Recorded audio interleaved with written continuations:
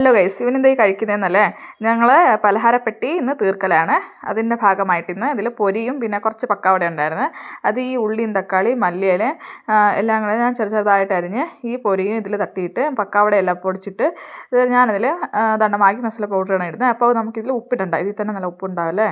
അപ്പോൾ അതങ്ങ് ഇട്ടിട്ട് ഇച്ചിരി മുളക് പൊടിയും കൂടെ ഇട്ട് നല്ല ഒരു കറക്കലും കൊണ്ട് കറക്കണം. നല്ലോണം എല്ലായിടത്തും ഇത് കറക്റ്റായിട്ട് മിക്സായിട്ട് വരണമല്ലോ. ഇതുപോലെ ഒരു കലം എടുത്താൽ മതി, അല്ലെങ്കിൽ പൊരിയൊക്കെ തെറിച്ച് വെളിപ്പോവും.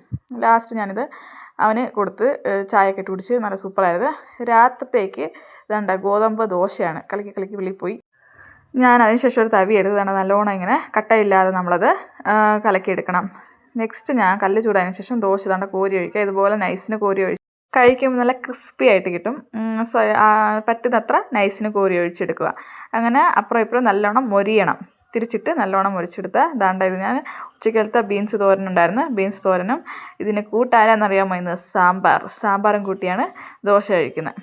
അങ്ങനെ ഇതൊരു what I eat in a night, evening to night കാണിക്കാമെന്ന് വെച്ച്. വീഡിയോ ഇഷ്ടപ്പെട്ടാൽ ലൈക്ക് ആൻഡ് സബ്സ്ക്രൈബ് ചെയ്ത് സപ്പോർട്ട് ചെയ്യണേ. ബൈ.